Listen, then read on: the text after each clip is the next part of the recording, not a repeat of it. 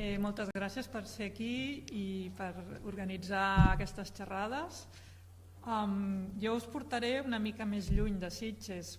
Ara hem estat tots a Sitges, doncs jo us portaré a les Terres de Castella i a la Vall d'Aran. Parlaré de 2 llibres que he fet, breument, i començarem pel primer, que com veieu aquí és un llibre que es diu Sir Laurence Olivier en Espanya. Primer de tot volia fer un petit recordatori perquè avui, 22 de maig, és el dia que va néixer Laurence Olivier, o sigui, avui hauria fet 114 anys. És un regal d'aniversari que li fem.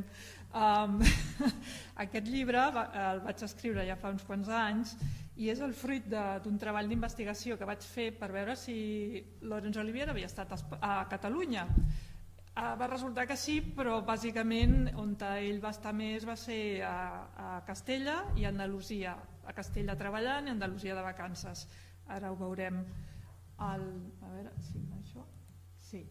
Laurence Olivier aquí a Espanya va ser conegut bàsicament al principi per la pel·lícula Rebecca amb la Joan Fontaine, que va veure aquí el Francesc de primera mà, i la pel·lícula Hamlet, que va fer un dels 3 Shakespeare que va fer ell. Ell en va fer 3, va fer l'Enric V, el Hamlet i el Ricard III.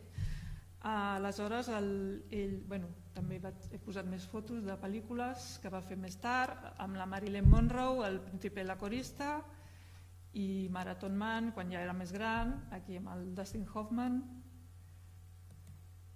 Doncs el Ricard III, ell el fa en teatre a Anglaterra el 1944, durant la guerra, hi havia bombardejos, havien de deixar el teatre, van tenir problemes però la van aconseguir representar. Aleshores ell s'inspira amb el llop del Walt Disney, dels 3 porquets, perquè de fet aquest llop estava inspirat en un productor teatral que era molt odiós, que tothom li tenia mania, ell també, i llavors el personatge del Ricard III es va fer, que li agradava molt fer-se maquillatges i coses, fer caracteritzacions, es va inspirar amb el llop aquest, que alhora els de la Disney també es van inspirar amb l'home aquest que es deia Jet Harris, que era un productor teatral. I el 1955 s'estrena el Ricard III, que aquí veiem una de les caràtules, amb la Claire Bloom, el John Gielgud, el Ralph Richardson i el Cedric Hordwicke. Aquesta pel·lícula, ell la roda a Anglaterra, però necessita un camp molt gran per rodar l'escena final de la batalla, i li diuen que vagi a Espanya, que és més barat.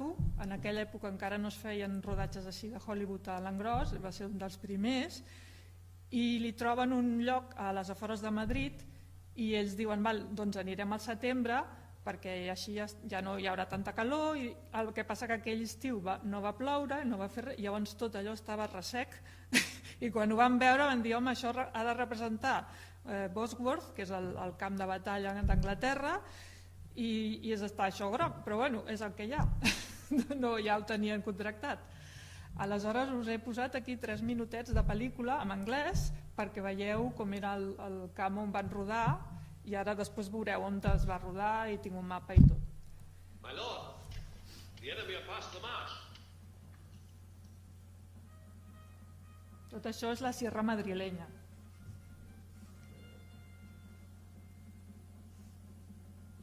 Go, noble gentlemen, every man to his charge. Let not our battling dreams affright our souls, for conscience is a word that cowards use, devised at first to keep the strong in awe. Conscience, avaunt!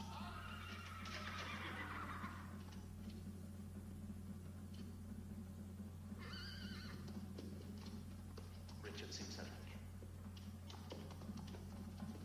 March on! Join bravely! Let us to it, fair men! If not to heaven, then hand in hand to hell. Fight, gentlemen of England! Fight, bold yeomen! Draw, archers! Draw your arrows to the head!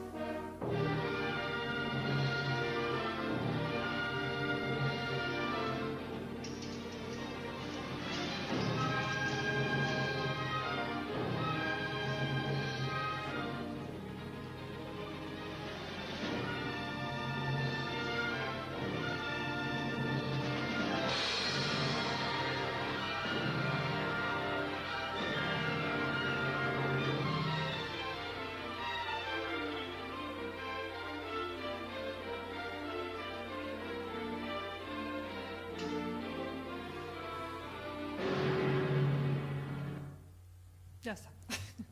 Com heu pogut veure, tota la terra de secà i totes les muntanyes no s'assemblen gens a un camp anglès, però és el que hi havia.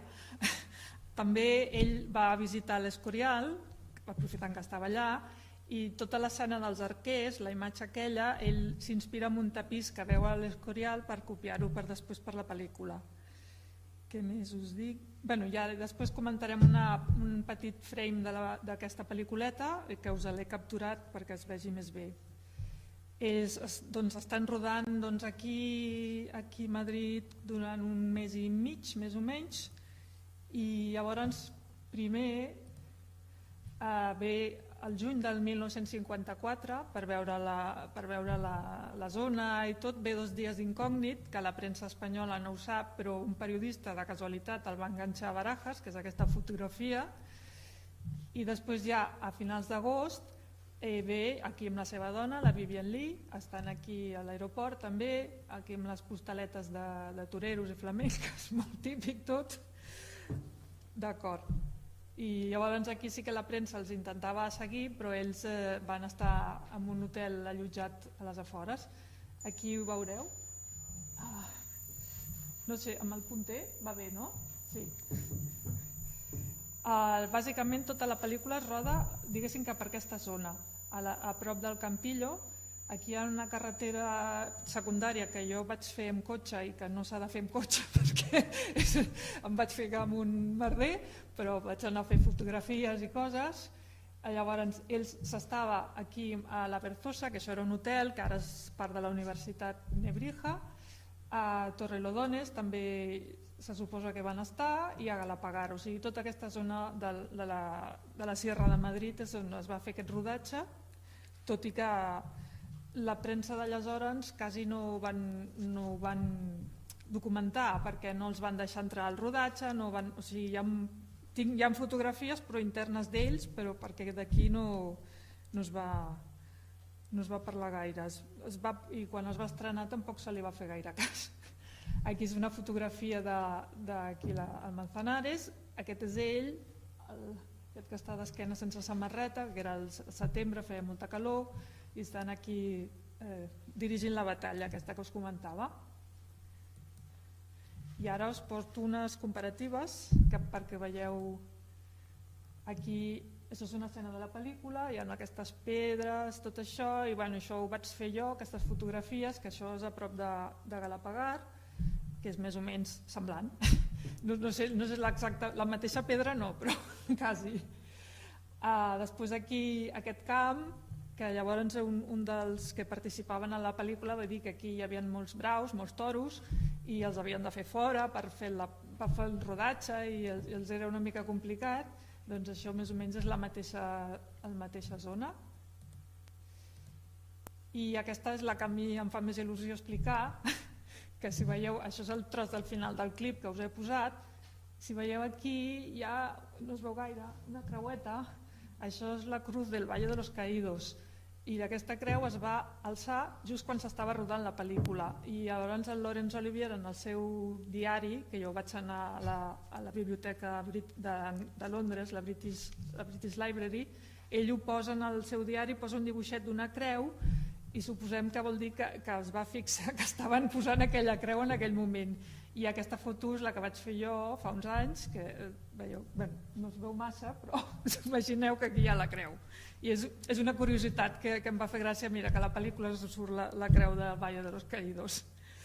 I ara sí, més o menys ja passo del rodatge i us explico breument la resta del llibre, que parla d'altres moments de l'Olivier relacionats amb Espanya. Aquí amb en Salvador Dalí, que li està fent un retrat, però el retrat es va pintar a Londres. O sigui, Dalí va viatjar a Londres, li van fer un encàrrec i el va estar pintant, i aquest és el quadre del Dalí, que en teoria està a Figueres. El que passa que quan jo hi he anat i he preguntat no el tenen mai en exposició, o el tenen donat en algun altre lloc, o el tenen guardat o sigui, jo no l'he pogut veure encara en persona, aquest quadre. Ja ho he intentat un parell de cops i no hi ha manera. Aquí és un pòster de quan s'estrena a Espanya la pel·lícula, que veiem que posen una fotografia del camp de batalla, però com us deia, les revistes de l'època tampoc van ressaltar que s'hagués rodat aquí la pel·lícula, no li van fer gaire cas. I per acabar aquest llibre primer, doncs un parell de fotos més de quan va venir a Torremolinos amb la seva dona, que van estar tot el mes de desembre i gener estiuejant pel sud d'Andalusia i tal, amb la Vivien Leigh, i després ja amb la seva altra dona, la Joan Plowright, que venien a Mallorca, van venir diversos estius, i aquí un diari anglès, aquí que els hi fa la foto, o sigui que els d'aquí tampoc no li feien gaire cas. Van estar a Mallorca. Vale, doncs ja hem acabat el primer llibre i ara us parlaré